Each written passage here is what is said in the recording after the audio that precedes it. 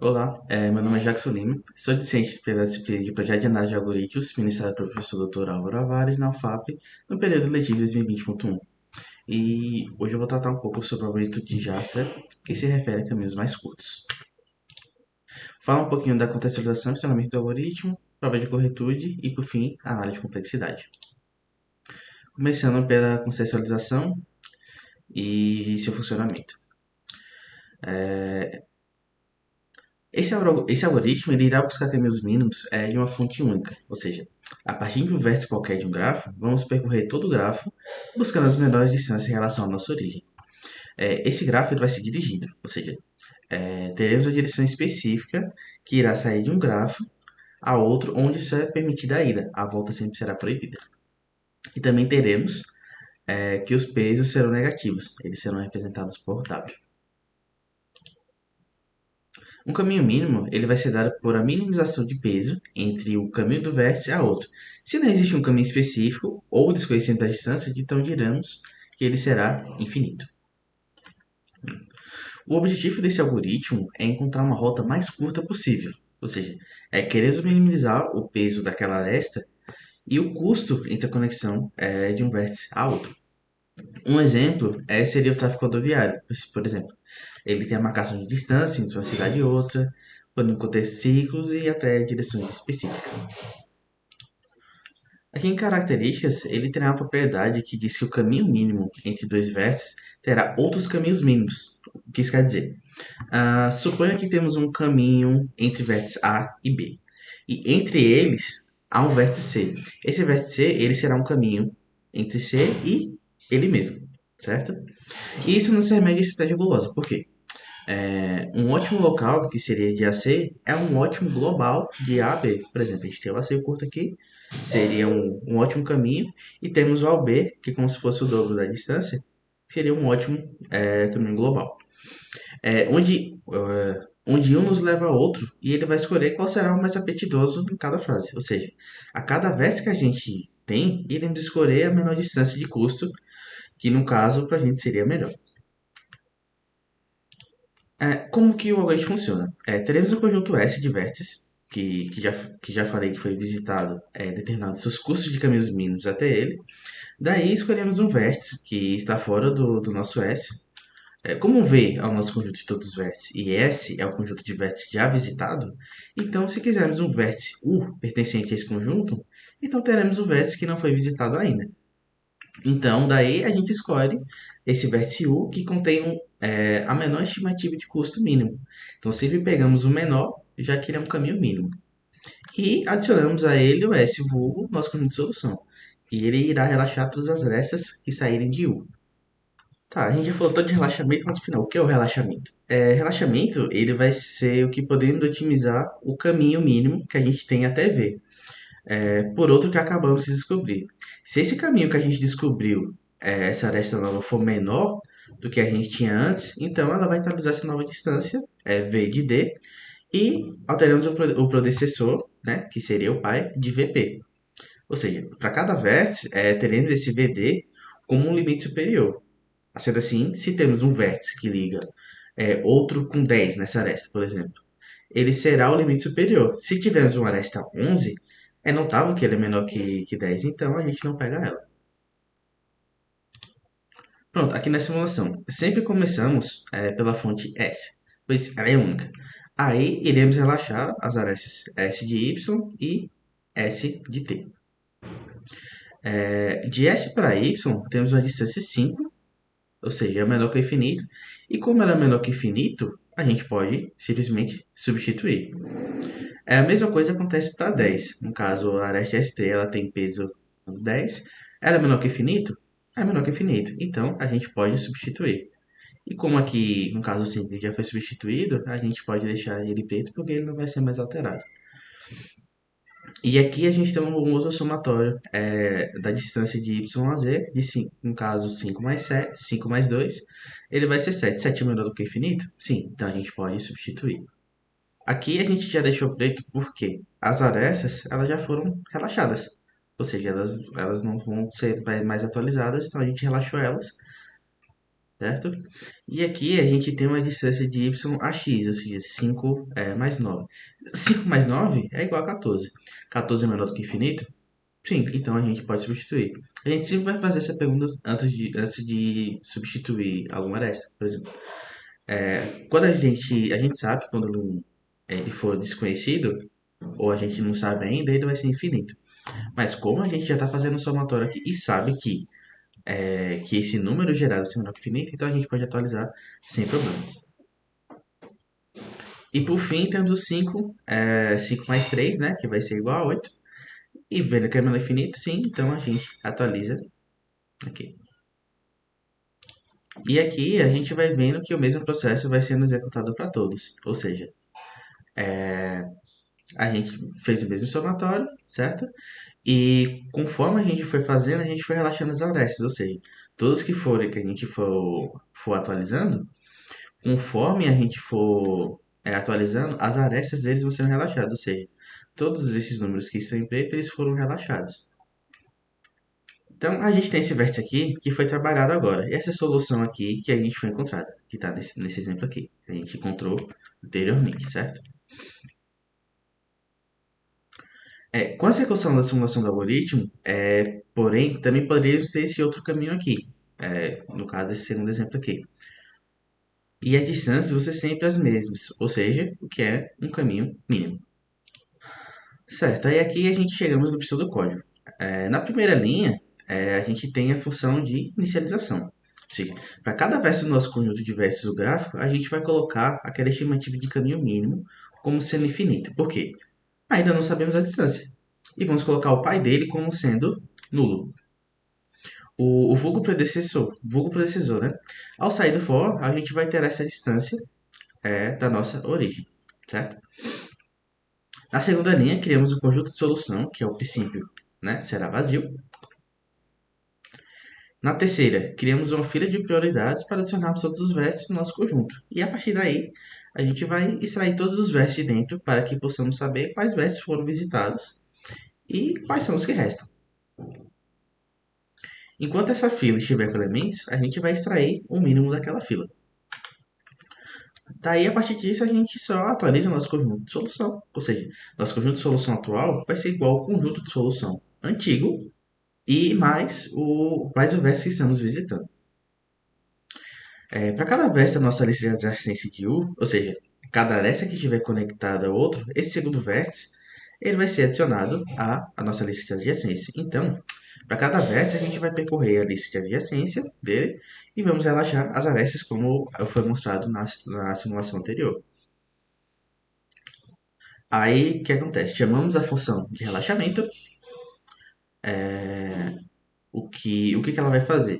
Ela vai analisar a nossa estimativa de custo mínimo, que no caso é provisória, e ver se ela é maior que a distância que a gente descobriu, mais o peso da distância, certo? E alteramos seu predecessor para U, certo? Pré-condição. Antes de executar os algoritmos, precisamos garantir algumas coisas. Por exemplo, o nosso grafo ele tem que ser conexo, certo? Ou seja, todos os versos deles estarão conectados e ele vai ser ponderado, ou seja, vamos ter pesos nas nossas arestas e esses pesos eles são determinados pela função W, certo? Que mapeia o nosso conjunto de arestas para os reais positivos, ou seja, não pode ser negativo. O gráfico também pode ser orientado e cíclico, certo?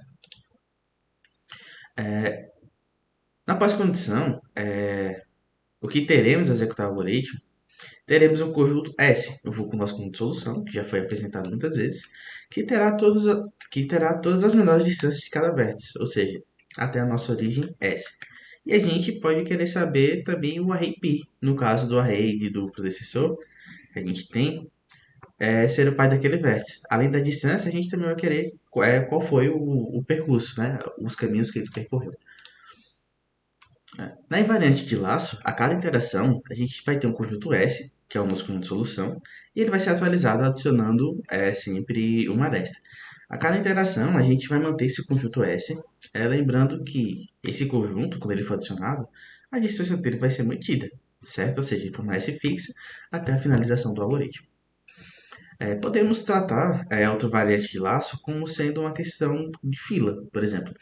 O que seria essa fila? Ela vai representar todos os vértices que não foram visitados, ou seja, temos todos os vértices menos o nosso conjunto de solução. Todo vértice que já foi visitado, ele vai ter aquele peso entre caminho, ele vai ser o menor, no caso a menor distância, dado que o peso dado por SV seria pelo menor caminho. Para todo vértice, a gente vai ter que PI é o nosso predecessor. Nesse caso, nesse caso ele vai ser uma rede predecessor do nosso vértice. Caso base. Imediatamente, os nossos algoritmos, vemos que o nosso conjunto de solução é vazio. Ou seja, a nossa fila de prioridade vai ser todos os vértices. Ou seja, a prova disso trivialmente verdadeira. E a distância mínima de S até S vai ser zero. E a distância para qualquer vértice vai ser desconhecida. Ou seja, por ela desconhecida, a gente dita ela como infinito. Para a hipótese de indução, a gente vai supor que a invariante de laço é verdadeira para alguma interação I, no caso. Para que esse, em específico, a gente vai recorrer à propriedade do limite superior, mostrando que sua igualdade é válida em todos os momentos. Como visto no slide anterior, a gente sempre vai ter essa distância V, V maior ou igual entre essa distância mínima entre S e V. Por que maior ou igual? Porque tem um momento no código que a gente não conhece essa distância mínima. Aí atribuímos ela como infinito, certo? No passo indutivo, a gente quer mostrar que cada interação vamos manter a distância U de D, como sendo a menor distância entre S e a origem para o vértice que foi adicionado ao nosso conjunto de solução. Por exemplo, a gente vai considerar um vértice U como sendo o último vértice que a gente adicionou. Só que esse U deu errado porque ele quebrou nossa condição do caminho mínimo de U. Para ele ser uma mínima distância e o menor caminho entre a fonte. E U, ele não manteve isso. Como U ele é diferente de S, ele não foi o primeiro. Então, a gente tem que nosso conjunto de solução não estava vazio, certo? E tem uma propriedade que diz que deve existir um caminho mínimo entre S e I1, se não existir. Ele é gerado um grafo desconexo.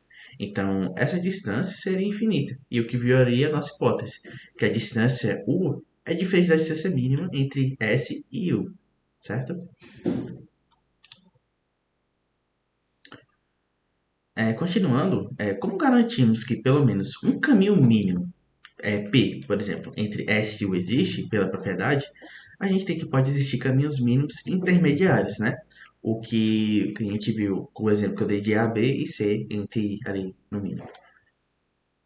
E antes de adicionar o nosso conjunto de solução, o nosso caminho P ele vai se conectar o vértice em S. E sempre irá haver um vértice que não está em S, no caso, ele vai estar fora do conjunto, certo? E aqui eu dando exemplo do que eu falei anteriormente. Se SX estão no nosso conjunto de solução, tal que X está sendo predecessor de Y, certo? Está sendo o pai. Então a gente tem um caminho mínimo até U, certo? No que, o, no que esse caminho P2 pode ou não entrar entre Y e U. No caso, ele seria um caminho intermediário. Ou seja, afirmamos que quando o y foi adicionado ao nosso conjunto S, a gente tem que a distância mínima entre S e y vai ser a distância da nossa estimativa quando U for adicionado a S. E x vai pertencer ao nosso conjunto de solução.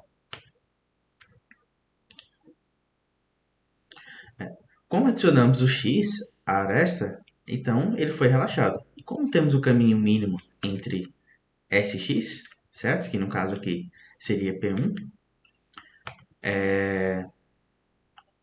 então encontramos uma contradição. Ou seja, provando que a distância de U, vulgo nossa estimativa, será igual à maior distância possível entre a fonte e U. Ou seja, a gente acabou de provar uma contradição. Como Y aparece antes de U, vamos ter que a distância mínima entre a fonte e Y vai ser menor, no caso, vai ser menor ou igual à distância da fonte e u. Ou seja, a estimativa de custo de y vai ser igual à menor distância. Ou seja, que vai ser menor igual à distância entre S e u, certo?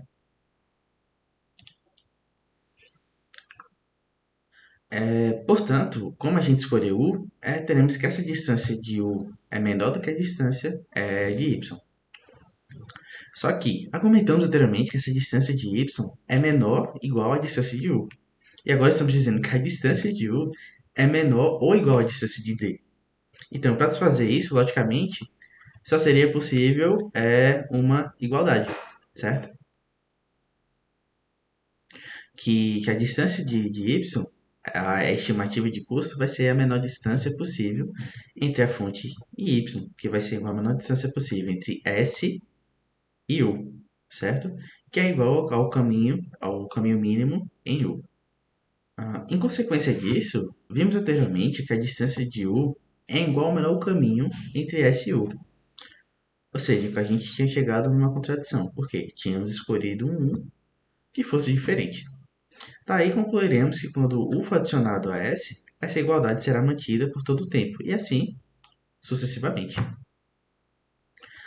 A partir do passo SI, a gente alcança o nosso passo SI mais 1 com a indução. E como provamos que sempre vamos adicionar o que tem a menor estimativa de caminho mínimo, então a gente conseguiu provar a corretude do algoritmo. Então, para qualquer tamanho da nossa fila, independente de quantos vértices iremos adicionar pelo for, iremos percorrer todos eles, ou seja, todos serão alcançados. Já que vamos estar extraindo na nossa fila e adicionando no nosso conjunto S, dizemos então que Q vai estar diminuindo S e vai estar sempre aumentando. Chegará um momento que que V menos S vai ser zero. Por quê? V ele nunca vai mudar. E já S sim. A gente não disse que S aqui ele vai estar aumentando, S mais uma vez. E V ele vai ser uma constante, certo? Ele não muda.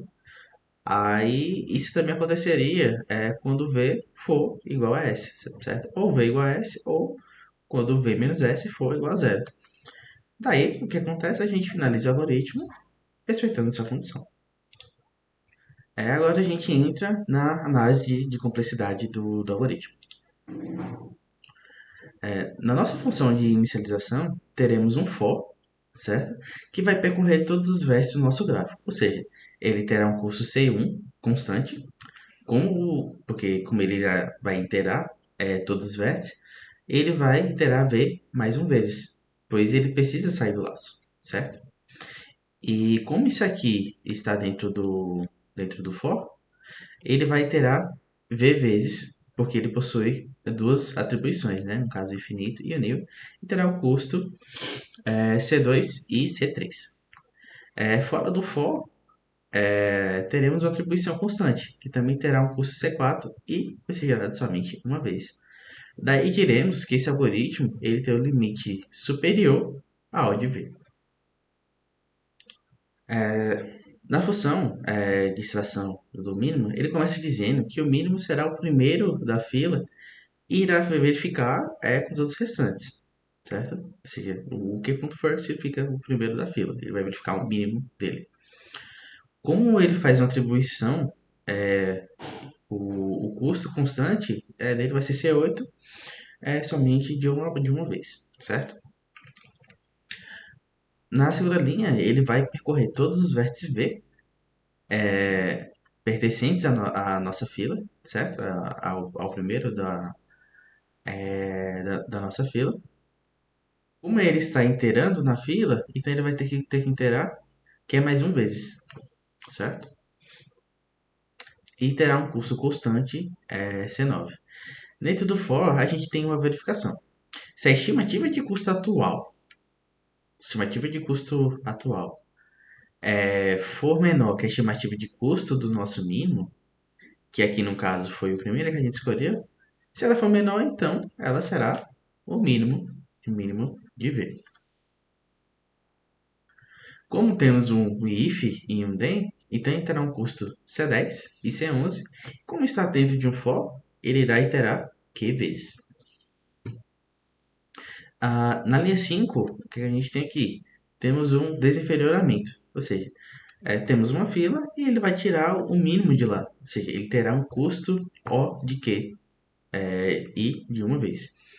E ao fim da função, a gente retorna esse mínimo, custo constante de C2, e somente uma vez. Ou seja, por análise assintótica, a gente vai chegar nesse limite superior O de Q.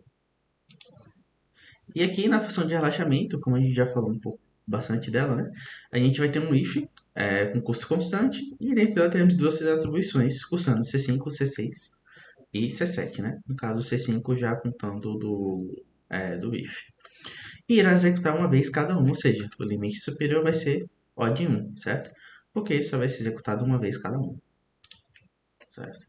Agora, a gente vai analisar o somatório de custos da função completa entre si, certo? Na primeira linha, a gente tem a função de inicialização, certo? Que vai executar uma vez e vai ter o custo O de V. Na segunda linha, criaremos um conjunto e atribuiremos a ele o vazio. Vamos fazer ele somente uma vez com um custo C13. Na linha 3, iremos criar uma fila, ou seja, a gente iremos dizer que ele inicia com todos os versos do nosso gráfico G. Vamos fazer isso somente uma vez e com custo O de V. E aqui a gente começa o while. O while, o que vai fazer? Ele vai executar a quantidade de vértices que tem naquela fila, no caso V mais um, V mais uma vez, no caso com o custo C14. Beleza? Na linha 5, a gente vai extrair o mínimo executando V vezes com custo de Q, O de Q. Aqui na linha 6, faremos a atualização do nosso conjunto, SV vezes, com custo C15.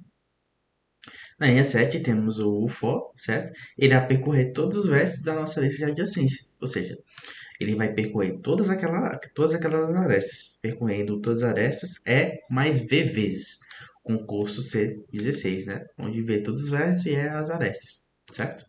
E dentro dele temos uma função de relaxamento, que será executada vezes com custo O de 1. E para o somatório de custo total, a gente vai fazer uma multiplicação de todos os versos do custo, ou seja, 1 vezes O de V, 1 vezes C de 13 e assim por diante, que eu vou mostrar agora no próximo slide. Certo? A gente tem todo o somatório aqui, 1 vezes O de V, 1 vezes 3. A gente pode começar cortando o 1, porque 1 vezes qualquer coisa continua sendo 1. A gente tem que na linha 3 do algoritmo, cadê na linha 3? Aqui, nossa fila será inicializada com todos os vértices. Então, o limite superior dela, a gente pode dizer que no pior caso ela será Q igual a V. Então, dizemos que o O de Q vezes é igual ao O de V vezes V, ou seja, O de V ao quadrado, certo? Vou mudar aqui. E aqui, como eu já fui cortando, já fui dando uma simplificada para ficar o melhor entendimento. Como dizemos então que o O de V ao quadrado, pela análise assintótica, O de E mais V ao quadrado, por alguns autores, até mesmo Corman diz isso no livro dele, eles consideram as arestas como constante, certo?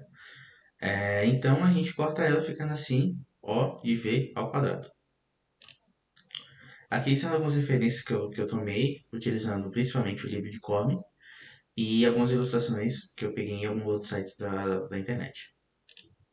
E por aqui eu finalizo o vídeo. Obrigado a todos que assistiram e espero ter servido de contribuição para alguma coisa. Muito obrigado.